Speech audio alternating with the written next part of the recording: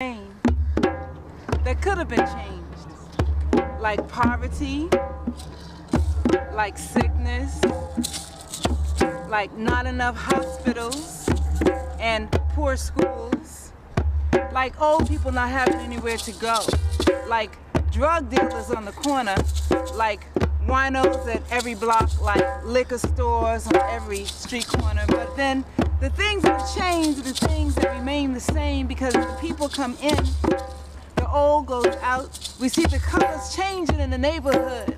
Once it was black on black on black on black, and they called it Chocolate City. Now it's black on white, and it's black on white, and brothers and sisters is really not pretty, cause sometimes the people who move in replacing the people who get thrown out because the taxes are so high, because you cannot afford to stay in your own house. So the brothers say, and the sisters say, it used to be black on black on black on black on black in the neighborhood, and now it's black and white and Hispanic and Jewish and all that. And it could be good, except the alienation is just part of the gentrification, because the gap comes in how much money you make. Take it.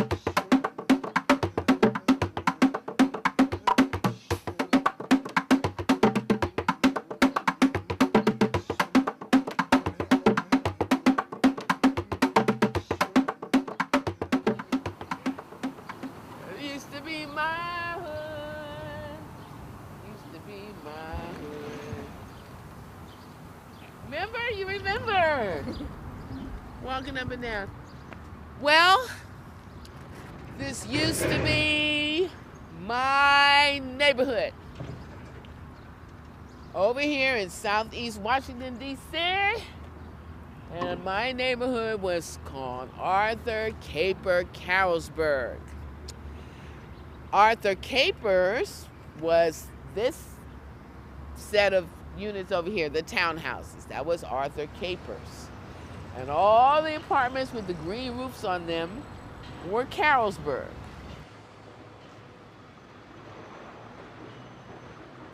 They took our neighborhood to put more houses in there, to put more people in there, So to get more money. That's what it is. More money.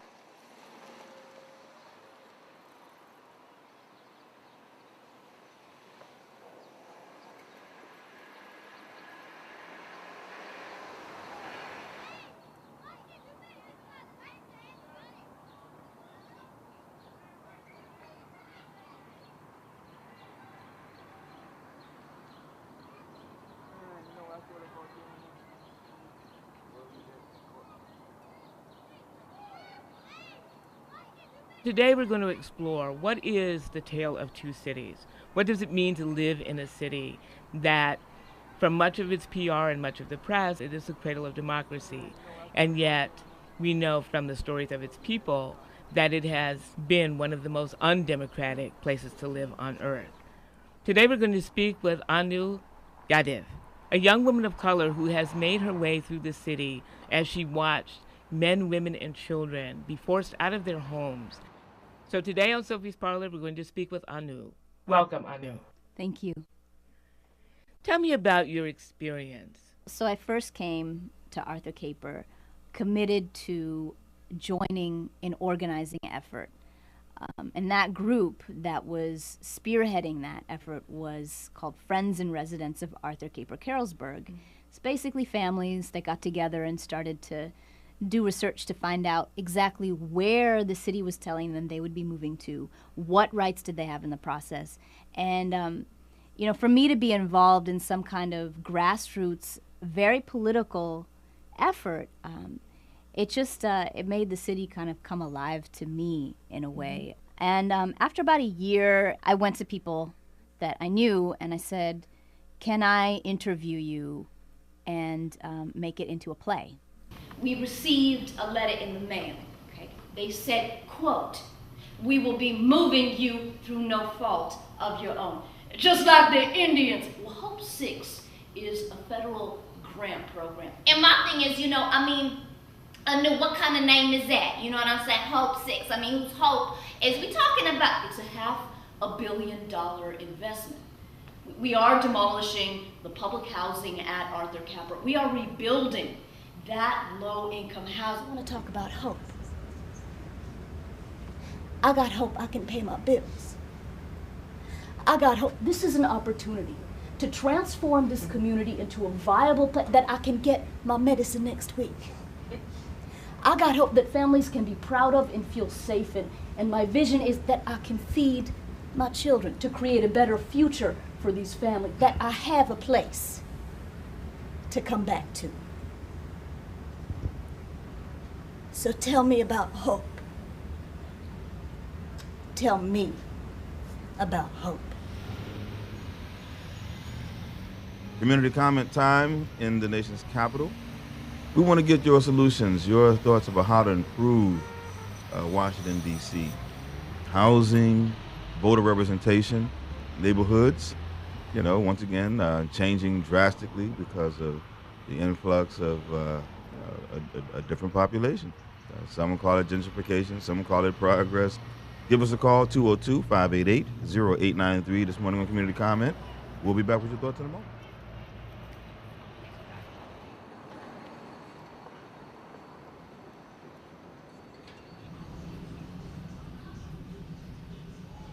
I was born and raised in Washington, D.C., over by the old RFK Stadium.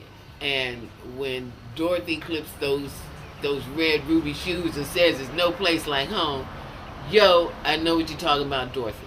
Because wherever I'm at or wherever I return, you know, it's my town. It's my city. And they're not running me out. And they're torn down and new things are happening. It's like, God, how my town is changing. I mean, who's documenting that? And who are all these new people? As I started to work on the play, I was interviewing people, I was keeping in touch with people as they were moving. And so I was trading numbers with other people. And I mean, you would blink and a whole street would be gone. And that has been in some ways a legacy in this city, from Tiber Island to the alley communities. People have lived and died and had their children and raised generations, and yet, you know, it's as though the asphalt opens up and swallows them. New lights, new people, new history.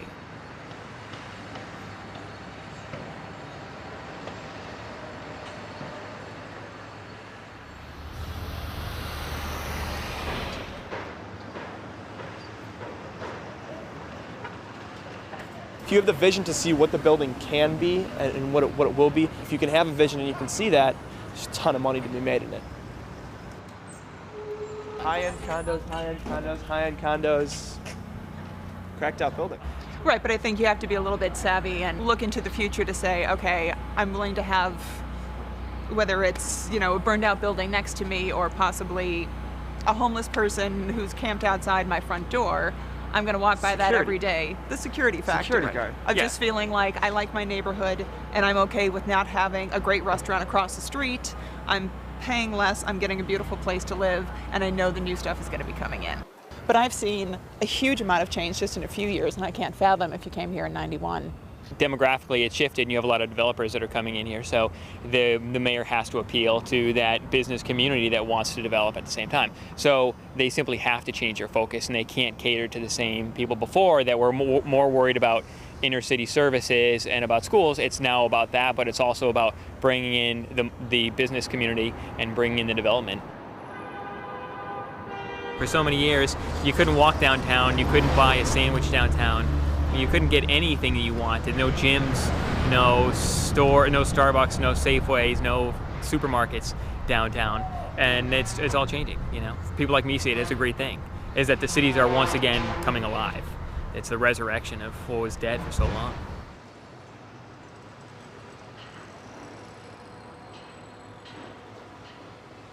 (202-588-0893). Your turn to say it. Good morning. Washington is a federal city. This is where all of the laws are made. And they are going to get rid of all of the projects. And I mean, they're just adding on, adding on. Gentrification in Washington, D.C. is forcing poor people out of Washington, D.C. It's almost like the Palestinians and the Israeli problem on the Gaza Strip. You know, these people are being forced from their homes.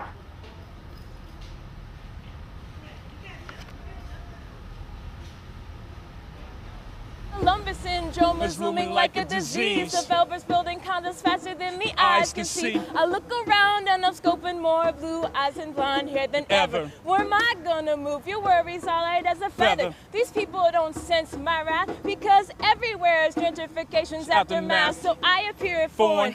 Though I'm from DC, raised and born. These fools walk around me not knowing that DC was built from the resistance of the drivers of slaves. So you can inhabit swamplands, swap mosquitoes, drink lemonade in your bureaucratic backyard. You know.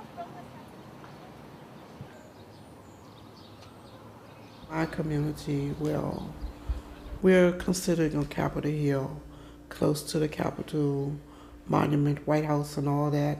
Navy Yard is right there at our door, and Marine Barracks, and it was valuable property. And DC government's offered a lot of money to allow the people, the big business people to come in.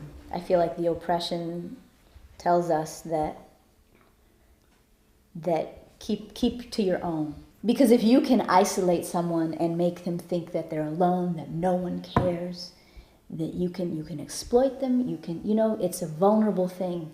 But the relationships, that's like the most important thing beyond anything else, because that's how we survive,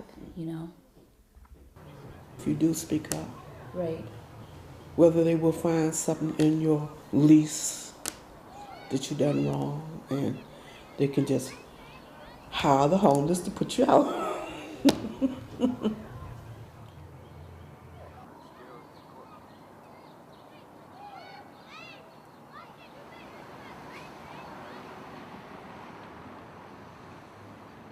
Well, it's an incredible time. I don't believe in apocalypse now, but the times are out of joint. We've got war, famine, disease. I mean, my God, we've got great tragedies right here under our noses. We're talking about keeping the roof over people's heads, talking about the right to live in D.C. Basically, we're being pushed out to make room for more Caucasians, and I don't like that because we help build this city as well. Why can't we be around to enjoy the fruits of our labors?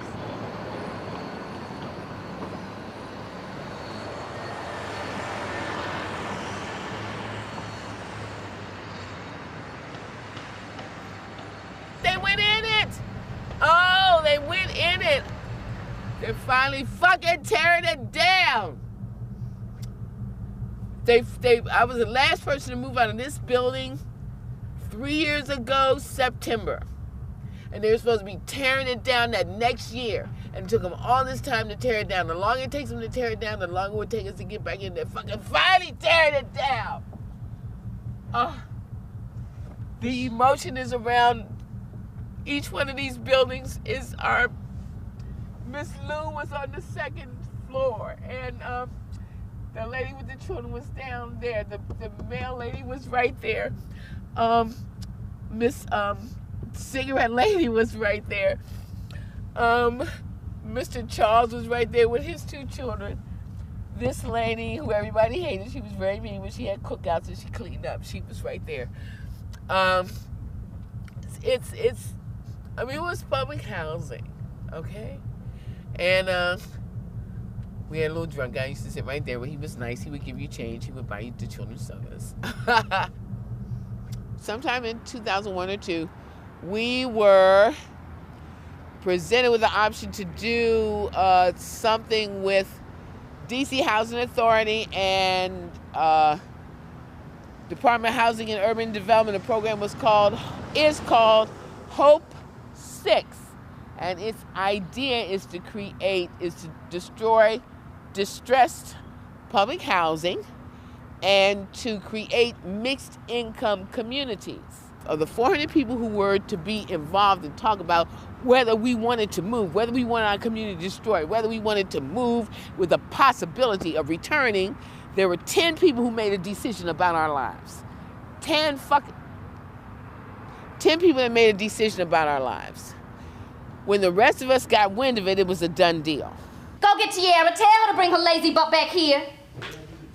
working 2 jobs. It's too much, you know. I mean, they did not ask us if we wanted to move, okay? They just up and told us. They just a bunch of poverty pimps. That's what I'm saying, poverty pimps. If it wasn't for us poor people, they wouldn't be having no job. Ain't that the truth? Yeah, I got my letter today. Phase 1, we the first to go. They awarded the Hope 6 grant to DC Housing Authority based on the fact that there would be one-to-one replacement, which meant that all these 400 low-income people that moved would have a right. 400 low-income families. 400 low-income families would have a right to return. When we looked at the fine print, classic thing on reading the fine print, we discovered that they define low income as 60% of Washington metropolitan area median income. The Washington metropolitan area has one of the highest median incomes in the country. So Washington metropolitan area median income is $90,000. So you would be able to qualify for a low income unit making $60,000. Average income of people in this community was $8,000. And that's fixed income, a TANF, Social Security, and working poor. You had working poor people in this community. We went crazy. Okay, because you know what's happening? Not a damn thing ain't making no difference. So what are we waiting on? Lena, what are we waiting on? Okay, we need to be the ones that say something. It's not gonna happen out there. Now, they're having a meeting in 2 weeks to talk about what's going on, and we need to take it to the man in charge, Mr. Kelly, Executive Director of the Housing Authority. He's gonna be at this meeting. So I say that you, me, Miss Shirley, we go down there, okay? We take it to the top, and we talk to Mr. Kelly. Goes beyond just this particular public housing Hope 6 site. There are other Hope 6 sites that are wrestling with many of the same issues that you guys are wrestling with. Mr. Kelly, Rhonda Thomas, friends and residents of Arthur Caper, Carrollsburg, we're here advocating for the community. We respectfully request 10 minutes on the agenda of this meeting. This is my colleague, Lena Davis. I'm looking forward to having different forums in which these other kind of larger informational meetings can go through. Friends and residents has concerns about the Hope 6 process, and we reserve the right to speak at our own meeting. So I want to let those folks know tonight that if you had some issues that were not on the agenda, there will be other opportunities to share those with us and for those to be presented. So I want to put that officially on the table here. I just want to say thank you all again, and God bless you. Thank you. Arthur Caper Carrollsburg asked to be on this agenda. Excuse me, Ms. Frazier. Community meeting, a community Ms. Frazier. organization. Let her come out here. Let her.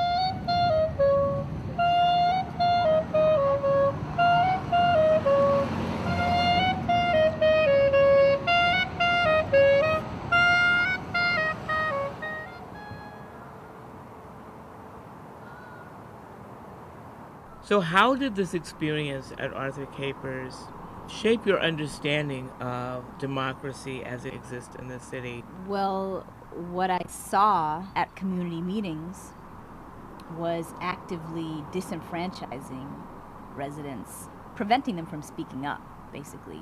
And it really wasn't a democracy at all. I mean, it was as if people were scared. People who were managing poverty, people who were managing this whole project were scared of what would happen if people really spoke up, if there was a real dialogue. And it made me think about how we are not used to having a real dialogue. We're not used to being okay with saying what we really think.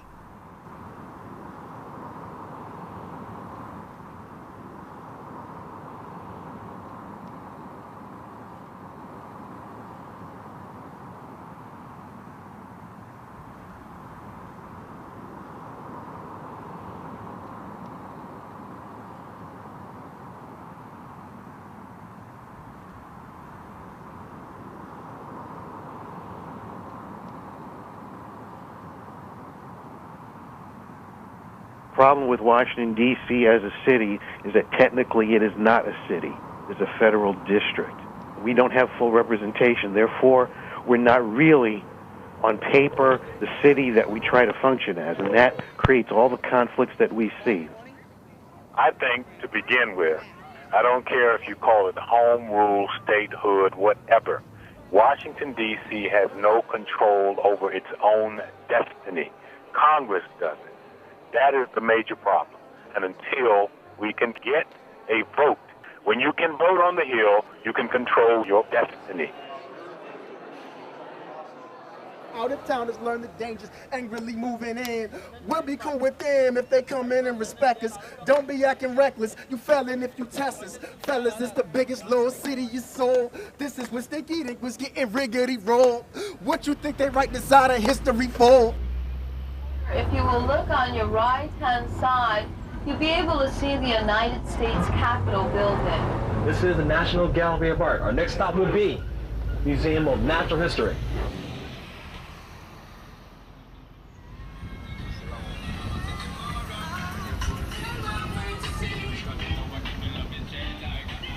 I have to look at the White House every day I get off the bus to go to work. I'm so close to power, but I'm so far away, they cannot see us. We're invisible. We're the invisible people. We're the untouchables.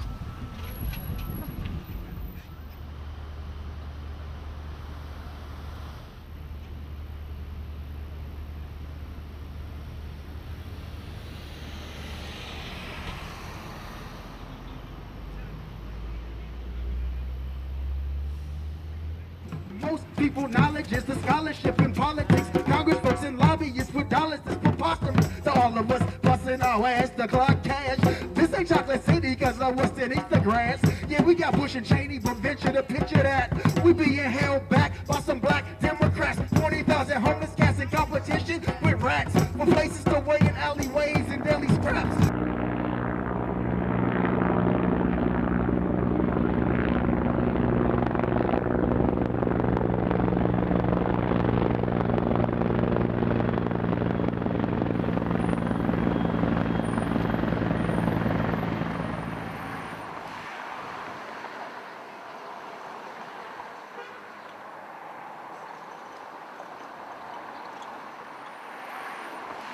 When I look at that Capitol, or I look at the White House, I look at it as... We don't pay any mind anymore. I don't care. It's just a building. It's just a building to me. One time when they say the White House, oh, my president lived there. My president lived there. The Capitol, oh, the Capitol. Yes. You go out of town, people say, you live, where you live at? Washington. You see the president? It's, oh, you live by the president? It's so exciting. You been up in the monument? Now, no. Why not? I look at it as a building that we don't, we poor people don't exist. It's just money. It's all about money. When I look at the White House, I see a greenhouse. I look at the Capitol, it's a greenhouse. It's a big money sign. That's what it is. That's what I look at.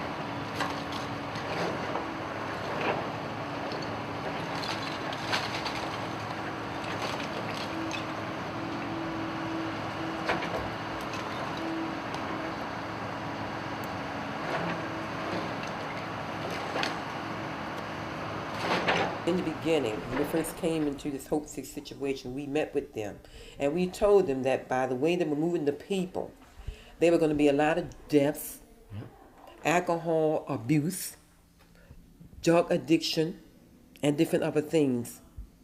And they did not want to, I won't say they didn't want to accept what we said, they didn't care about what we said. Because I had several people in the meeting of different nationalities, the people down in there, and they rebuked me behind what I was saying because I told them they was wrong what they was doing. And what made it so good, the good Lord had lawyers in there. Yes. And they stood up after I spake and put those people in their place and told them that I was telling the truth and for them to get it together. So it wasn't the fact that you don't know what you're talking about. They want to belittle you so they can take advantage of you. What really tore me apart when we found out one of our neighbors that we fought so hard to keep in the neighborhood died. They took her out of the apartment, put her in a strange apartment where nobody knew her.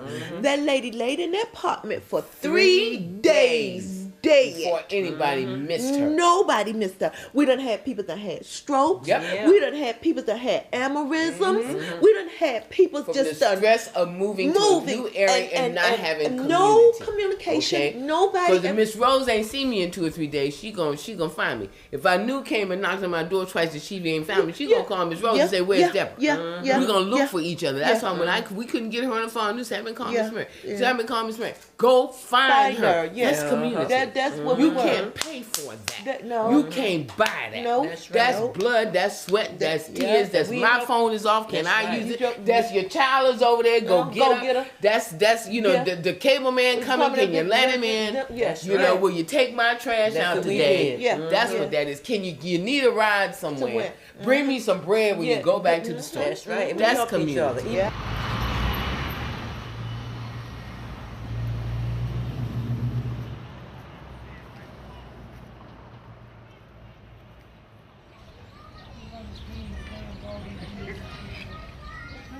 In Capers, when they had a really bad snowstorm, and people were just out their house just digging paths for everybody, digging out each other's cars. I can remember that was, everybody made sure everybody had something to eat in a sense, you know. Had cookouts without being able to cook out. People come get something to eat and everything. I feel like I'll never know that again.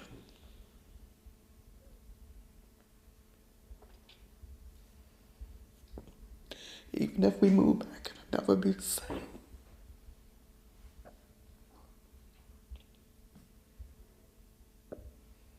But that small place I'm in there, sometimes I don't feel scared, but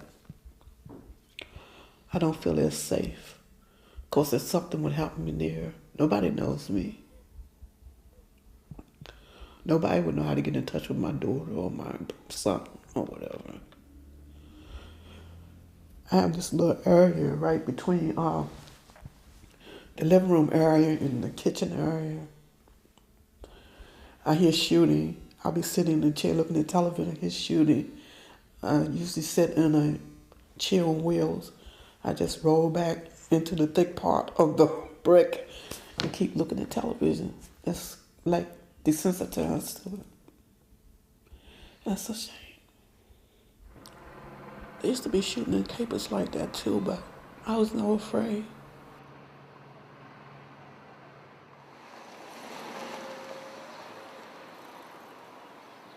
There's a lot of hardship out there, the continuing sky-high rents, evictions, the displacements resulting from conversions to condominium buildings, which is an epidemic sweeping this city.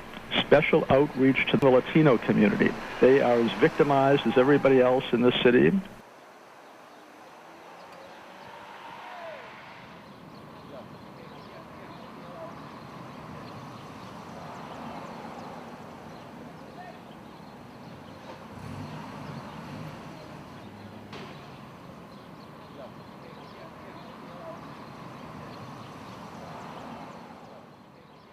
There's a lot of racial tension in the city at this point. We have a lot of illegal immigrants in the city, and there's tension between the blacks and the Hispanics and between the whites and the Hispanic. Now, I wasn't here illegally. I was born here, and I had the right to demand from this country my rights. I mean, you're coming here illegally, and you're going to demand. That's the thing that really gets on my last nerve.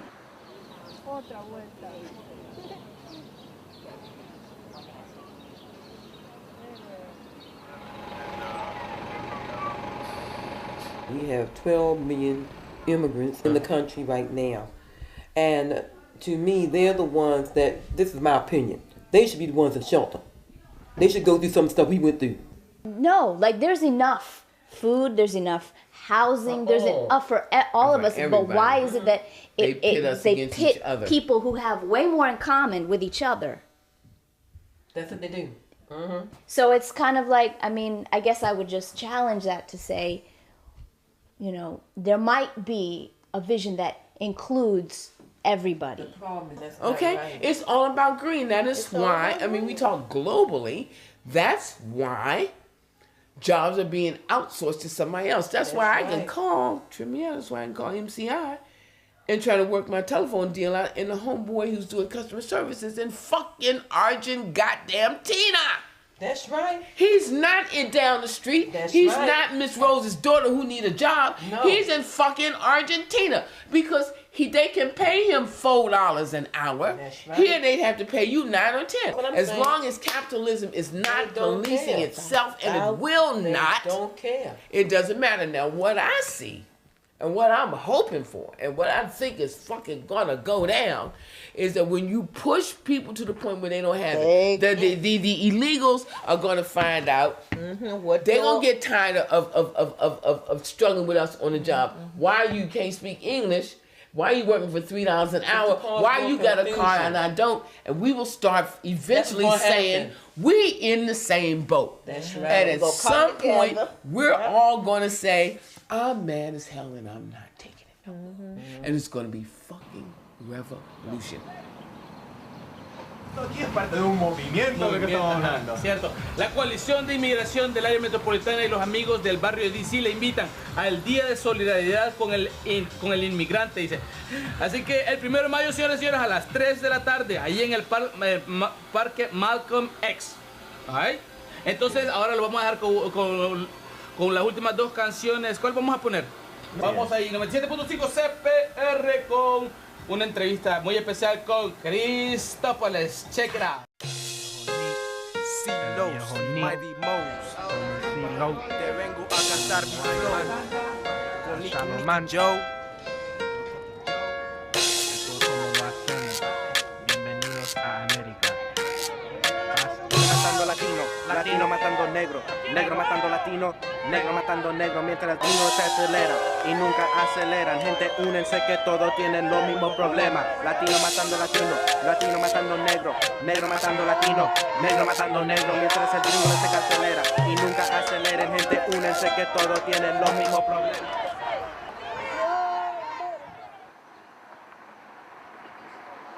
Once again, a nation of immigrants saying that we don't like immigrants. It's disgusting. And I really hope that people of African-American descent especially really rethink this issue. Because anytime the dominant culture wants to name another culture as the other, we have to think. Because we were the other and still in some ways are the other. And take a stand with folks who are just like us. Think. Everybody's calling with a lot of different issues. It's so much to take on, you know? The only way to really solve is to really attach yourself to a young person. It's so true. They are our walking future. All right, thank you for your call. Get in touch with some young folks. Reach out to them. Sow the seeds of the future in their mind. I'm trying to get this writing workshop going, and you know, sometimes that happens. But usually by the time I get to the rec, all these kids, I go down L Street, all these kids, we're talking 4 years old up through 10, they come running up to me. Mr. New, where you going? I'm going inside the rec. Where are you going? My grandma. Come on, Mr. New, come on, Mr. New, you come on with me. Shaniqua, you got your stuff? Yeah, Mr. New. I wrote like 52 poems this week. They be tight. Mr. New, do that thing you do with your chin. There's this thing that I do with my chin. I don't know if you can see in the back. All right.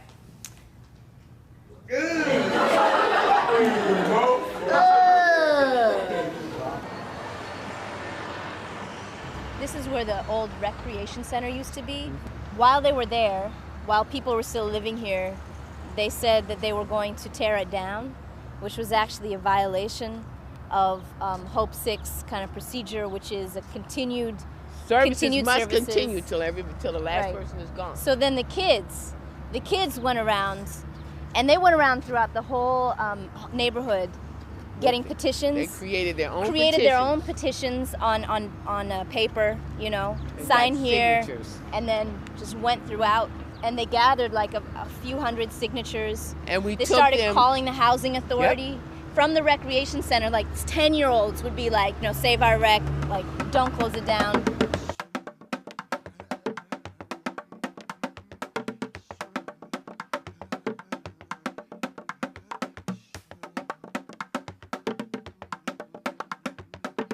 I just want to say something because it's not fair selling our neighborhood. They took away the playground, they gave it to the Marines. And now they're shutting down the rec. And what they're doing is wrong. And I just want to say something. And then Tiara, she busts in, she slams her hand on the table. She goes, yeah, I just want to stand up.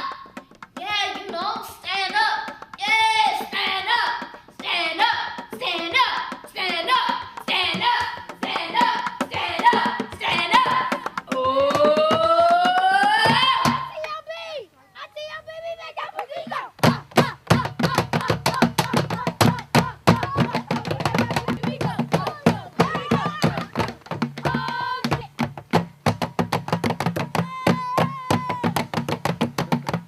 Well, what was important to those children was that rec center. And they fought for it and they got it. And they should. And from that, we got a lot more adults joining our struggle because they were like, damn, the children got the rec center. They were going to tear the rec down. There's nothing we can do about it. The children found something to do about it. So they have now a kernel of social action. The youth now know there's something that they can do. When they saw our news play, they heard their voices and they understood, well, wow, I got a future. I can be a playwright. I can write. You know, I can do poetry, and I can make a difference in my life.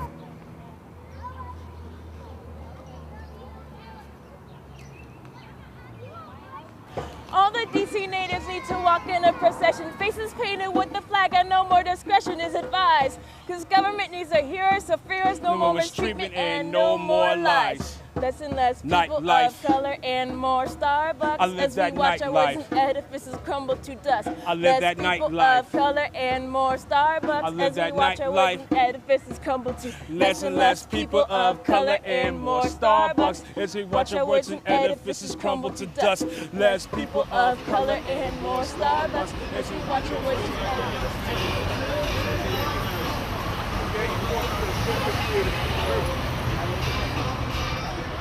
One of the most powerful moments, I did a reading in the community center. All these people were there, and at the end, one by one, people got up to say something. And it was as if they were testifying before, testifying about human rights violations. It was this powerful moment where that community center had been used as a means for a real public dialogue in a way that that community never had when it was mediated through the housing authority, when it was mediated through these officials who came in to say, this is what's happening to your community, and so we want to have a public meeting about it. You know, it was the first time, and people just said what they thought. Okay, I don't need this. Really don't need this.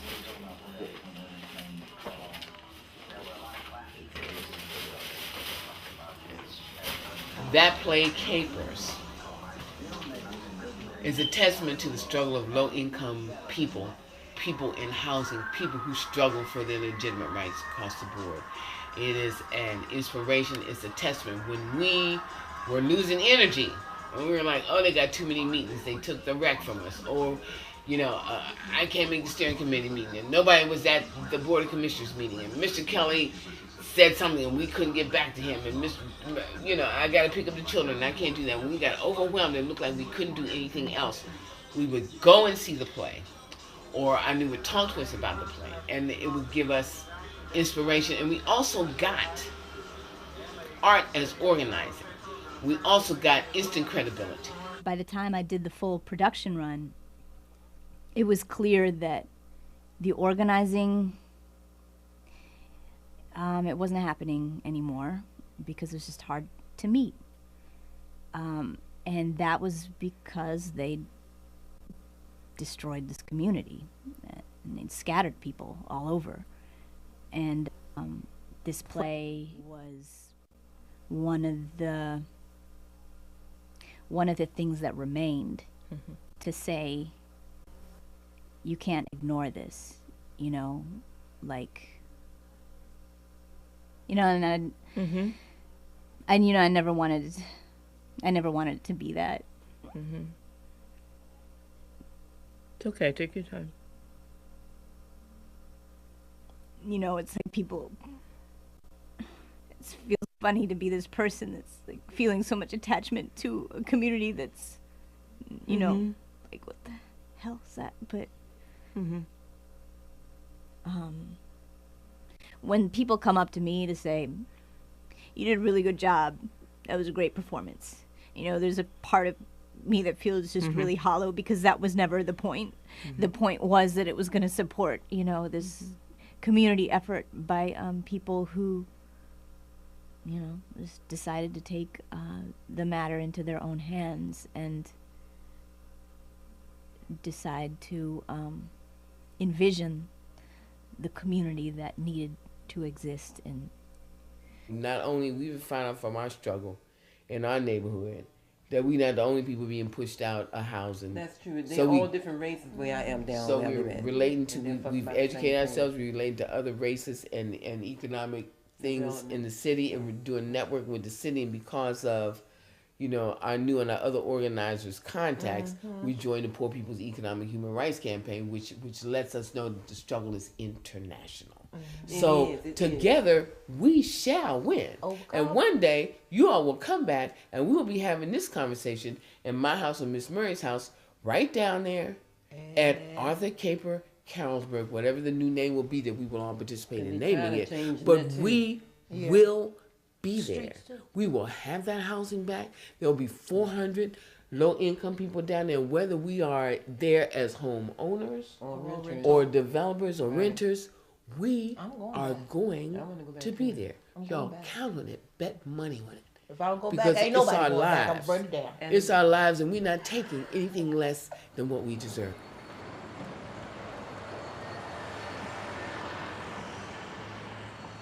You're listening to Sophie's Parlor. I'm Tim Howard, WPFW 89.3 in Washington, D.C., and we hope that you have enjoyed the show today, and we hope that you continue to grapple with the contradiction of the way in which we live, with the contradiction of democracy, and we hope that that does not paralyze you. We hope, like the people in the Capers, it gives you a reason to fight.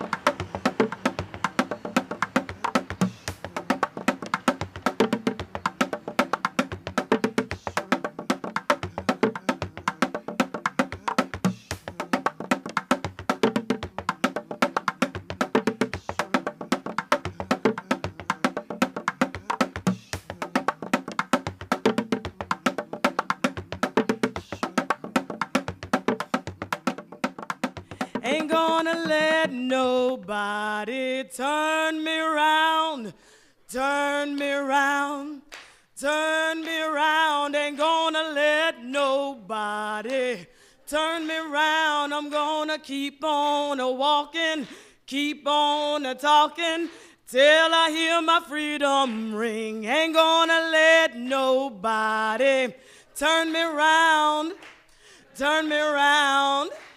Turn me around, ain't gonna let nobody turn me around. I'm gonna keep on walking, keep on talking till I hear my freedom ring.